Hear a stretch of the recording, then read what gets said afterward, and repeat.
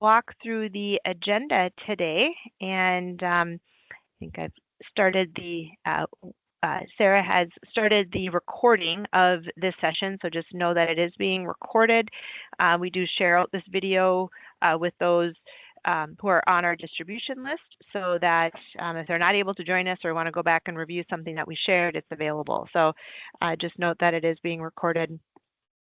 So again, welcome. My name is Amy Baldwin, and I'm the Community Development Director here at Otter County. And through our efforts around, through our Housing and Redevelopment Authority and our Community Development Agency, we have a strong focus on housing. And so this is one of the ways that we convene people and share information is through these virtual sessions.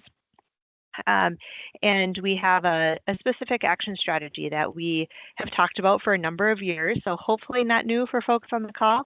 So I'll walk through that briefly, and then we have a guest today, Megan Hernandez from MAHUBE-OTWA. Will be sharing information about the organization and their housing services. I'll run through a couple of project highlights and then review our 2024 housing progress across the county. And as always, we'll leave time for Q&A and discussion as well. So just to recap what the big build has been, launched in late 2019, but what we did is really think about what role can we play from Otter County and our internal partner agencies on supporting housing and thinking about housing as infrastructure. So we've had these 4 action areas that we try to bucket our work in and help guide where we're dedicating time and capacity and resources to expand investment in housing. Again, won't spend a lot of time on those. Hopefully they're not new for folks to see those action areas. And then I'll turn over to Megan to talk about MAHUBE-OTWA. Go ahead, Megan. All right, thank you, Amy, and thanks everyone for the time here today. Once again, my name is Megan Hernandez, and I'm the Family Development Director at MAHUBE-OTWA. I've been with the organization just a little over 12 years in a variety of roles, and I'm happy to be here today. And so I just kind of wanted to get started and just talk a little bit about our values at MAHUBE-OTWA while we're on the screen, and about the way we view and communicate about them and how we see them. So when we talk about being client focused at MAHUBE-OTWA, and maybe I should start that we are a nonprofit community action agency, just in case someone is not familiar with our organization. And our top 3 values is being community minded, client focused, and resourceful. So when we talk about community minded, we see that as being collaborative and trustworthy, both inside and outside of our organization. As we talk about client focused work, we are passionate and dependable in assisting our households and mindful about investing in that next generation of their families to come. And then our resourcefulness revolves around problem solving and knowledge about our diverse communities and professional resources that we have. We have 5 administrative offices that are located in Detroit Lakes, Fergus Falls, Park Rapids, Wadena, and Mahnomen. So you can go ahead and change the slide, please. So the next slide, I just kind of wanted to give you an overview about a little bit about the participants we work with at MAHUBE-OTWA. We are here to serve folks with the lowest incomes in our communities. And here just shows a little bit about the fiscal year in 2023, just identifying, that we served about 17,800 individuals across our 5 counties, which also equates to close to 7,000 households. And then just also want to highlight here, those household incomes where you can see 48% fall below the 100% of the federal poverty guidelines. And then another large chunk, 45%, are in between the 101 and 200 range of the federal poverty guidelines. And you could go ahead and go to the next slide. And then here, just wanting to highlight that MAHUBE-OTWA wouldn't be as strong as we are without the strong partnerships that we have. So close to 1,200 partnerships community-wide, and kind of just showing the wide range of entities that we get to connect with and problem solve with and resource with, and all the great things that come with having strong relationships with others in our community. So you can go ahead and go to the next slide. And here I just kind of wanted to take a minute to highlight sometimes for us at MAHUBE-OTWA, like when we're trying to give an overview of all the programs that we have in our house, we always end up missing something. So I also do find this list to not be completely inclusive of all the services that we have, but kind of highlights some of our top services at MAHUBE-OTWA. And so I can just mention a few. We have MNsure navigation, and so we can help folks get connected to insurance. We have Head Start and early Head Start services in some of our communities. We have our Home and Chore program, which helps seniors stay in their home as long as possible. We host and provide family health clinics that focuses on reproductive health. We have housing and homelessness programming, which I will talk to more about at the later half of this of this time.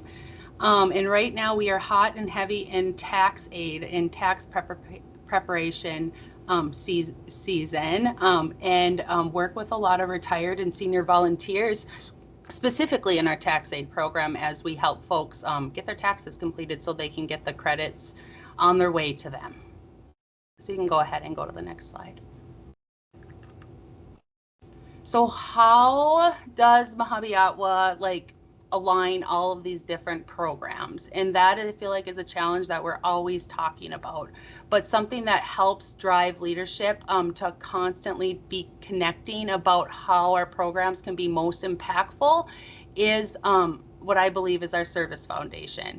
And at MAHUBE-OTWA, we use and utilize our whole family approach, which simply means that we're not only thinking about the primary family member that might engage with us or first walk through those doors, but we're also having frequent conversations and interactions with other members of the family if we're able and have capacity to serve them through other programming.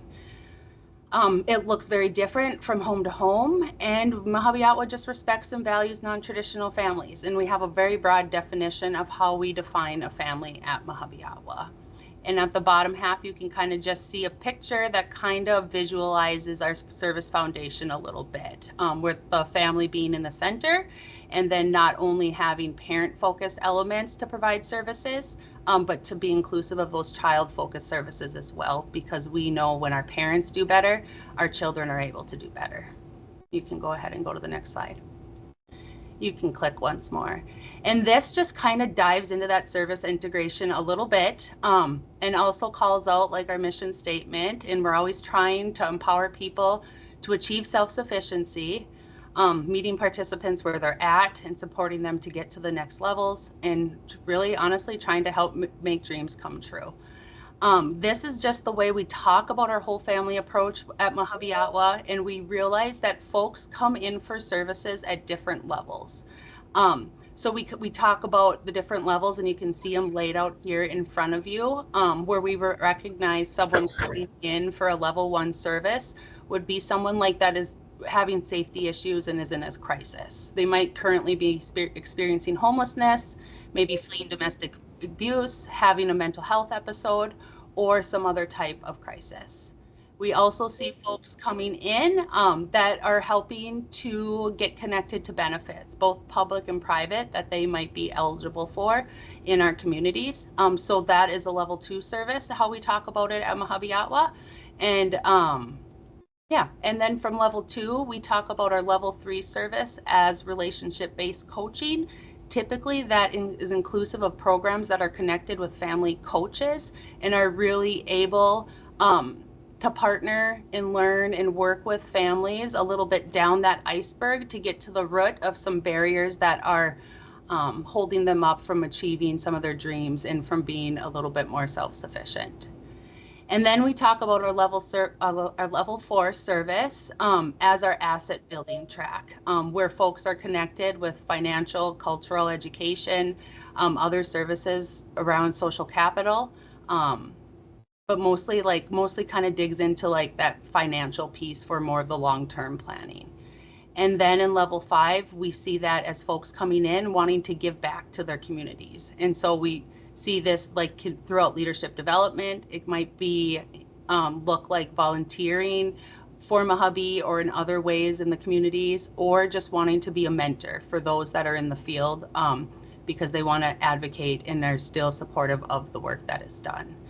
And then you also see here, on the side, I just put some examples of some programming alignment and how we kind of view it. We're always trying to get someone from a level 1 to a level 2, and a level 2 and a level 3, and really kind of see this as our upward mobility pathway to get there. So you can go ahead to the next slide. And so now let's talk a little bit about our housing programs at MAHUBE-OTWA. So this, just wanted to call out there, our eligibility income-wise at MAHUBE-OTWA is for anyone that is at or below 200% of the federal poverty guidelines, that they're Minnesota residents, and that they're facing a housing crisis. So those are our 3 eligibility factors that we must consider when completing our intake. You can go ahead to the next slide. And then this is a list of our smorgasbord of housing programming that we are able to administer and serve from MAHUBE-OTWA. So we do have emergency services programs, which we use where we're able to help folks with emergency shelter. It can look like hotel motel vouchers, or we also sublease a few units throughout our counties, and we're able to use, we call them master leases. And so folks are able to utilize those master leases up to 90 days as our coaches work with them to secure housing. We have our Homeless Youth Act. That is a combination both of rental assistance and case management, but specifically for youth. And it also has eligible services related to that emergency assistance as well. So it could also include a hotel motel stay and or a stay in our master lease, depending on what's going on. We have transitional housing, which is also rental assistance and case management. For those, it is a scattered site, so folks typically stay in the units after they exit from our transitional housing programming. We have Sheltered Link Mental Health, where we're able to support folks with some direct assistance to help them get connected to mental health providers. So if there's a barrier such as not having a connection, like we're obviously able to help with that, but even some of the bills that they might have if they're not yet on insurance, we're able to help with that support as well. We have maybe one of the most known programs at MAHUBE-OTWA is the Family Homeless Prevention and Assistance Program. And that is a service that's able to pay past due rental assistance, deposits, first month rent, and able to ensure that folks are able to stay in the apartments or the units that they are currently renting. Or if someone is experiencing homelessness, it helps to limit the amount of time that they are in homelessness by having the funds to get them into a unit. We have long-term homeless supports for folks that have had multiple episodes of homelessness throughout their experience in life. And that funding also we typically pair with our HTF vouchers, which folks could get rental assistance for up to 5 years. We have our housing stabilization services, where we do and are able to bill MA for services related to housing stability with our households. We have our Homework Starts with Home program, which is helping households and families that are enrolled in local school districts get connected with housing supports.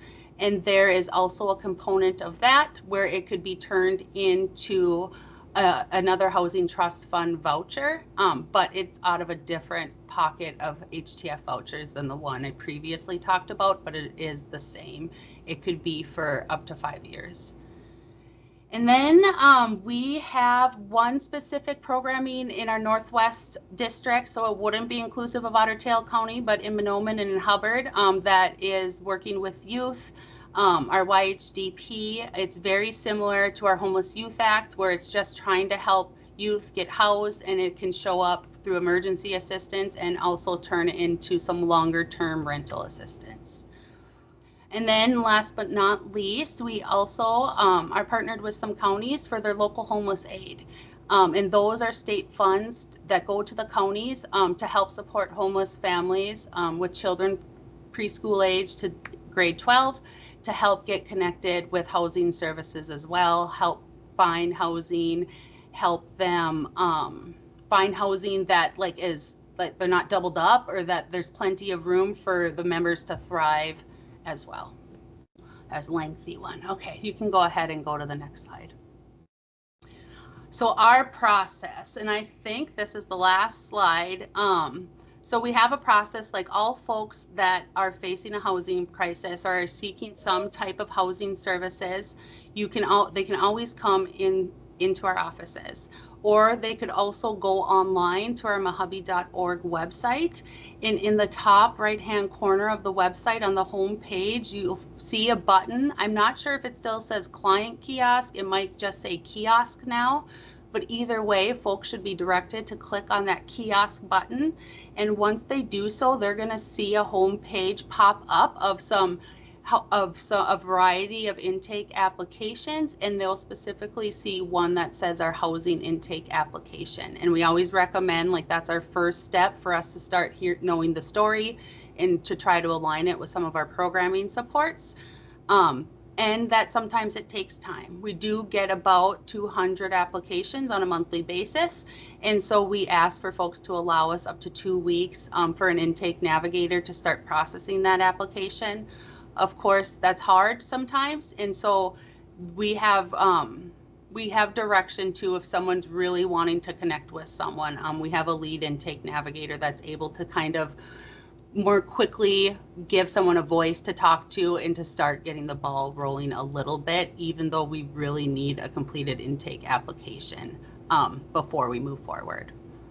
And then, yeah, just the last little note of, like, there are additional documentation once that process starts happening, where proof of income and some landlord information or other information would be asked for as well. And with that, that is what I plan to share today. So thank you. Hey, thanks, Megan. Any initial questions for Megan that are on your mind? Feel free to just raise your hand or even just unmute and share. We're a small enough group, I think, or drop in the chat too if that's preferred.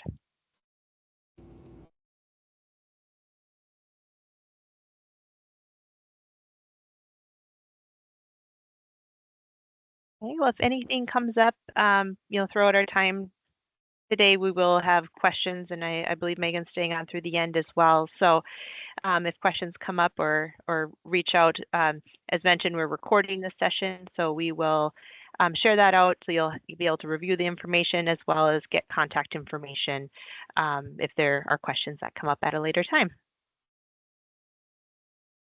All right, so shifting gears to kind of a more of a development update and what we've been working on at Otter County. So last year we shared about this project on one of these convenings, and we've been working now for a couple of years to advance the redevelopment of what was the county's highway garage in Pelican Rapids.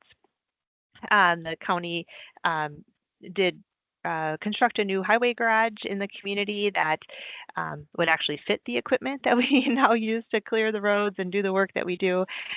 So what it did, though, is offer about a 3-acre site.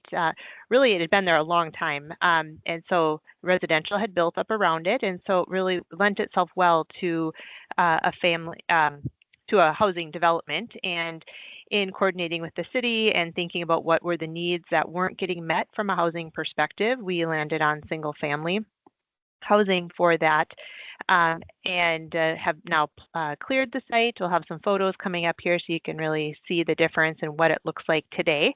But we've platted the site into 9 single family lots in a new subdivision.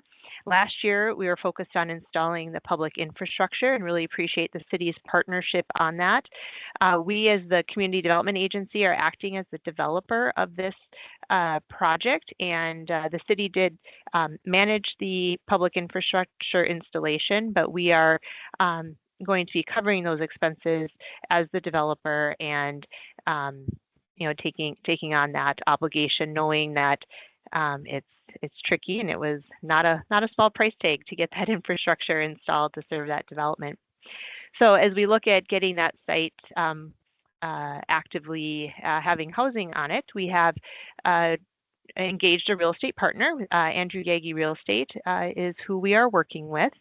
So of the 9 lots, 5 lots are currently listed for sale. We have 1 pending closing on a lot. And then we've set aside 3 lots that we are going to be building 3 single-family homes that will be for sale. And we have bid that out and are anticipating awarding those contracts in March, and then are based on the timelines of the project, we'd be looking for a construction start this spring.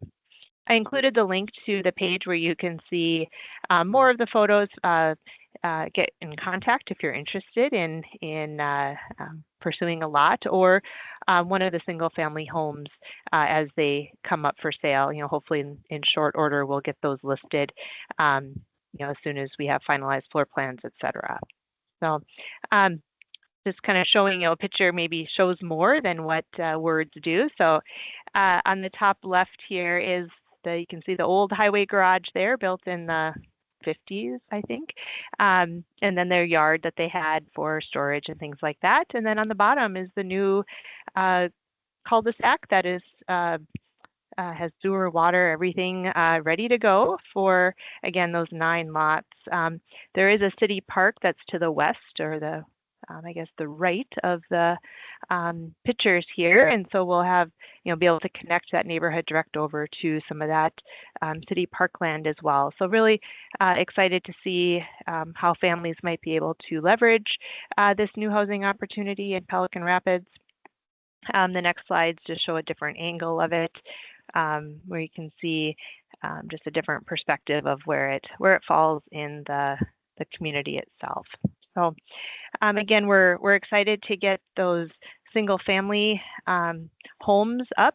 They will be 3-bedroom, 2-bath with an unfinished basement. So we really looked at the demographic and housing needs in Pelican Rapids and thinking about how to support homeowners in expanding their livable space and having the right amount of space for their household needs. So that is and what is not getting built in the private sector necessarily isn't homes with basements. I think we've all seen that trend transition a bit with housing costs. So we were able to secure funding to help with that construction, and through Minnesota Housing that will provide us both construction financing as we choose to use it, so that interim loan, and then most importantly is the difference in that cost to develop that home, and then what that appraised value is and what we sell it for. So different markets have different values and home values. So we anticipate there being a difference in that cost, and that's not uncommon for many of our communities, particularly smaller ones that haven't seen a lot of new single family construction in the last 5 to 10 years. And so this program is specifically designed to help with that challenge and hopefully get a new homeowner in that hasn't been able to secure the appropriate housing as well. So that's the update on that project. So really exciting to see dirt start moving this spring over there. Moving again, I should say, since we saw it moving for the infrastructure last year. All right, so kind of different side of the county, but looking at where another need, as we had looked countywide at unmet housing, demand for housing that wasn't being met, and one was that entry-level single-family home. So mention that for Pelican Rapids that we're pursuing that. The other one was affordable senior rental housing, and like in December, not too long ago, 2 months ago, we opened 2 triplexes in the city of Dalton that we've been working with the city on for a number of years. And so those opened in December. So really excited to have that new opportunity and 6 new units of affordable senior rental housing available. And so the idea with that project was that it would be a pilot to help demonstrate, to help residents stay in their community where they are, where they have their connections, their social connections, et cetera, and but provide them a housing product that might be more appropriate to where they're at with their needs. And so going on to our next one, we're looking at the same model with 2 triplexes, 1 and 2 bedroom units that would serve seniors that are 55 and older.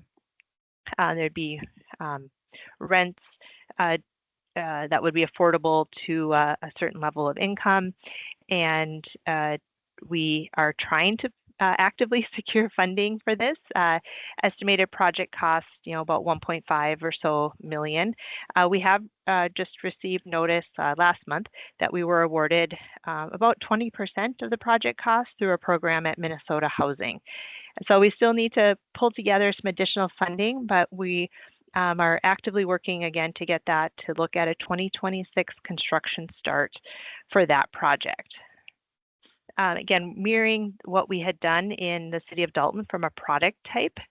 This is the rendering from Dalton. So you can see the kind of townhome patio style home, single level, no step entry, etc. for that product. So having 2 of these triplexes side by side would be the intent.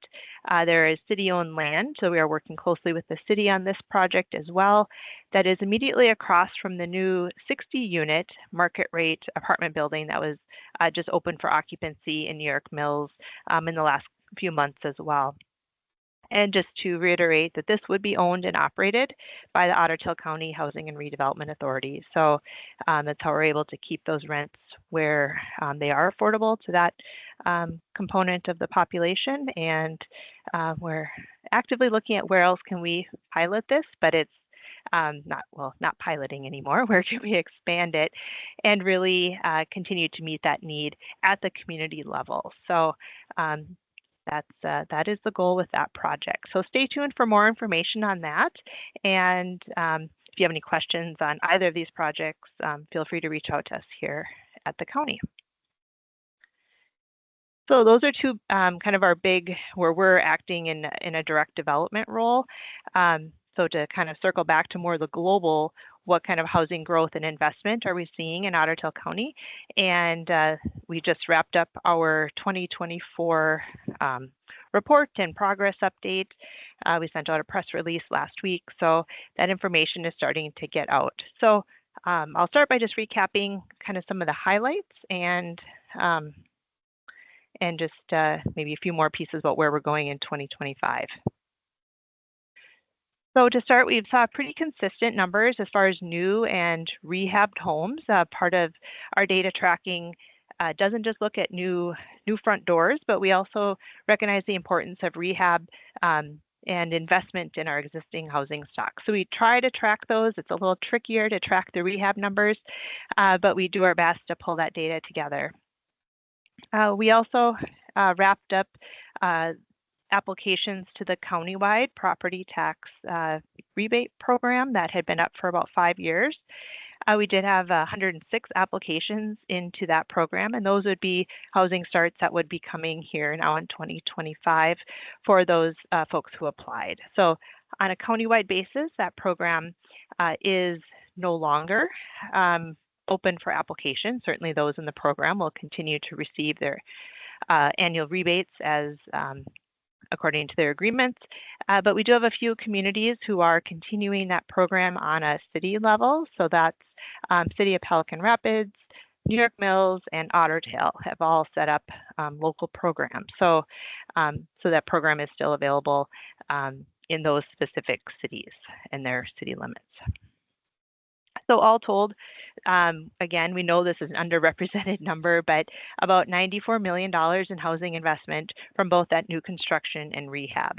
And that's, again, been pretty consistent across the years that we've been now tracking this data. So it is important that we continue to support the investment in housing for a lot of reasons, but it certainly is adding to the county's tax base and, of course, supporting residents' housing needs as well. Another program that we offer for our cities and work directly with cities is through community growth partnership grants. And those are, again, for individual cities to apply to us to partner on areas to support housing. So last year we approved 4 applications around public infrastructure, affordable housing, and that was a single family home, and then also planning, so housing studies, really helping communities understand where are their opportunities, where are their gaps, so they can make more strategic decisions about their housing investment. We also provided 7 down payment assistance to home buyers through our program at the county, and also 4 owner-occupied rehab projects that includes both emergency repair and other eligible rehab. So other ways that we're helping stabilize homes and supporting home ownership.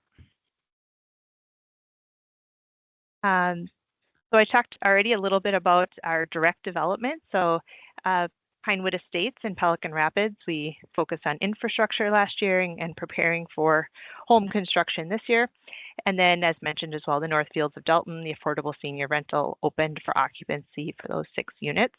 And that was really a fun project also, because I know our friends at Habitat were on the call. I don't know if they're still on, but also right in that time frame that we were wrapping up, a home that was built off-site by a local high school was moved onto the same street for a new home owner through Habitat for Humanity. So really fun to see kind of that multi-generational new housing come up in Dalton, all within about 3 months. It was a really quick turnaround. We partnered with a modular builder for those units, so they really came together quickly on site, and so it was really exciting to see that change in Dalton, and then have that new single family come up right on the same street as where the senior housing is.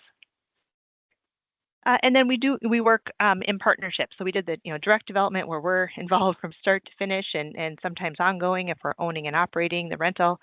But we also had a project in Battle Lake that we acquired a property that was beyond its useful rehabable life, I guess, and readied that site for development. So tore down that structure, marketed it to developers, found a developer, and then ultimately sold that land, and the developer began construction in late 2024. So that will bring a 10-unit workforce housing project to Battle Lake, and that was again an identified need where the city looked at what types of housing has been built and where were they still seeing a gap, and really talking to the employers in town, specifically the school district and Good Samaritan, about where were their workers having challenges, or to learn if their workers were having challenges in finding housing within the community, and it was a yes for both. And so really focused in on that opportunity,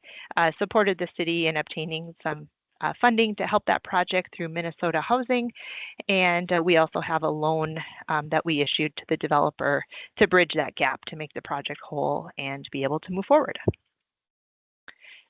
And then we operate a number of programs that we support households and landlords. So we have the Housing Choice Voucher, which is rental support for qualified households.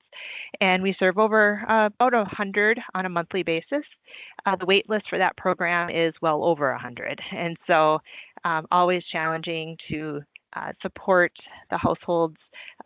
We've certainly seen rents increase across the country, really, as there's been the shortage of housing and construction costs, et cetera, a lot of factors going into that. And then we have 13 scattered site, single family or twin home units that we own and operate as well. Also a long wait list on those programs. So just a snapshot of some other programs that we offer and administer here as well.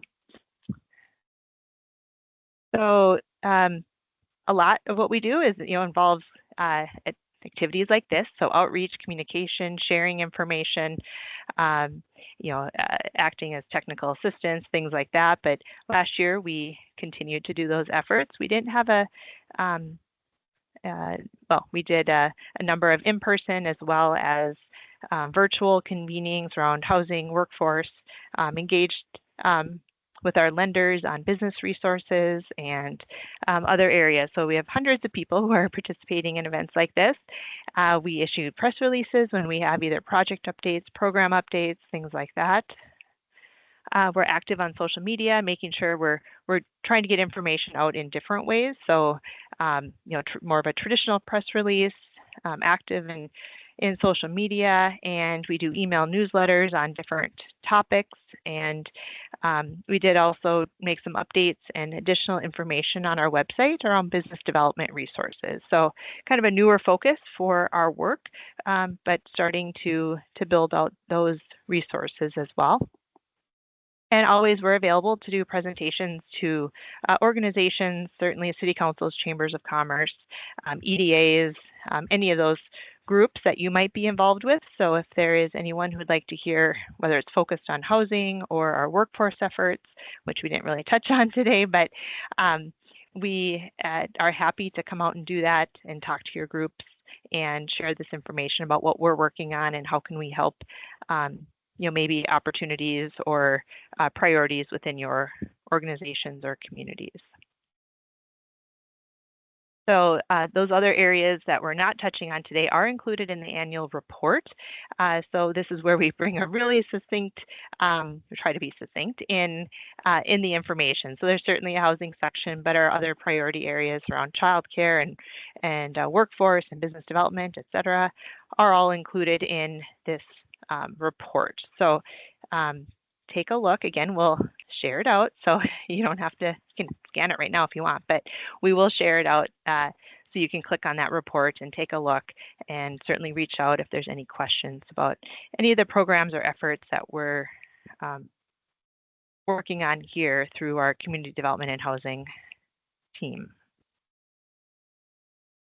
All right, so last but not least, save the date. We are hosting an in-person housing summit on May 14th. That's a Wednesday, and we'll be finalizing content agenda, et cetera. But we plan to have a keynote speaker. If you've attended these in the past, we are shifting to a little different timeline for the day, so not quite as long. So watch for more information about dates, and I think you can actually sign up right now if you scan that.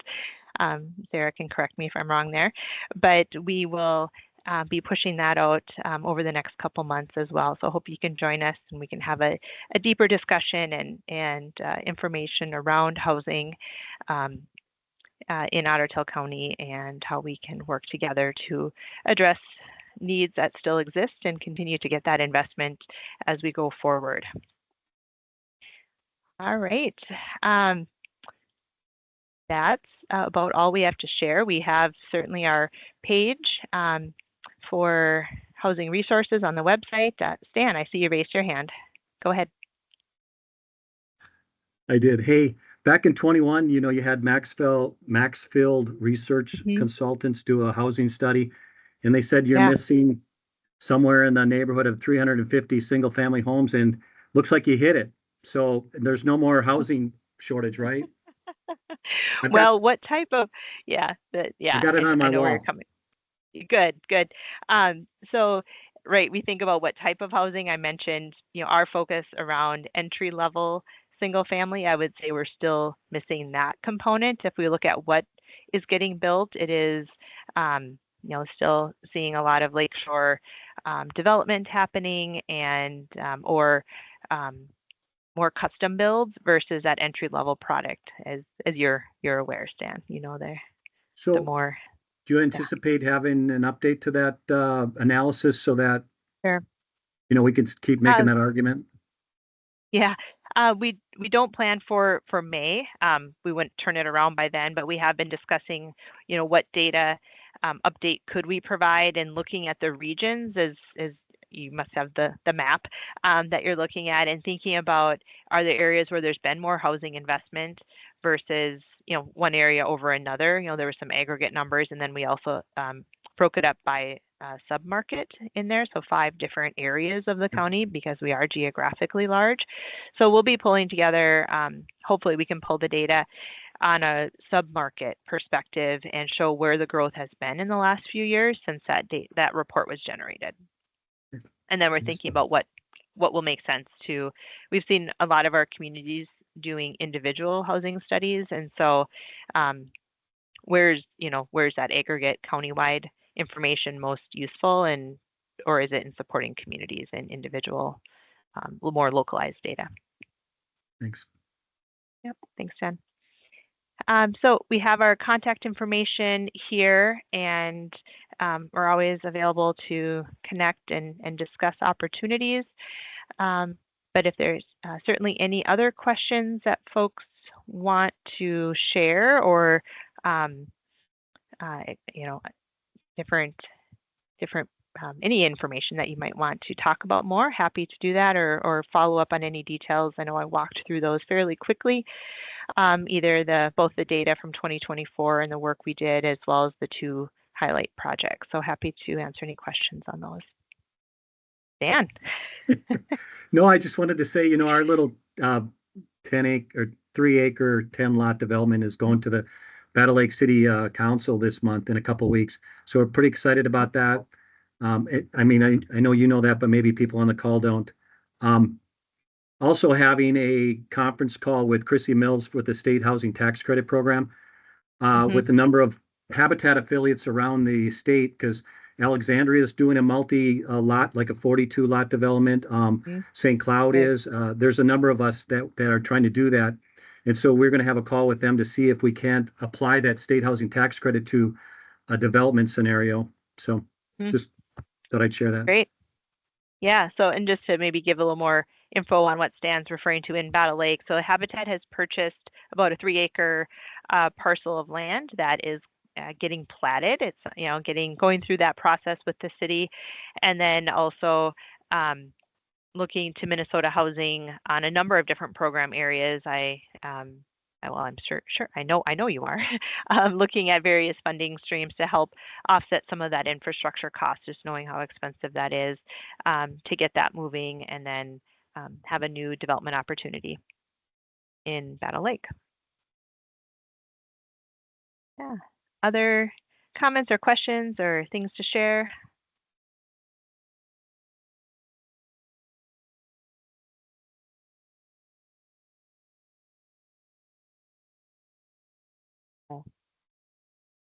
All right. Well, I will stay on for a few more minutes too, but we'll give you a little time back. Get to hopefully maybe go for a walk at your lunch break.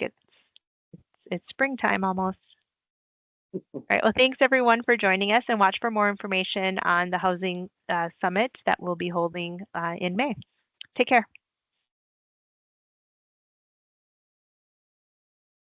Amy, if you're still on, we have one quick question here.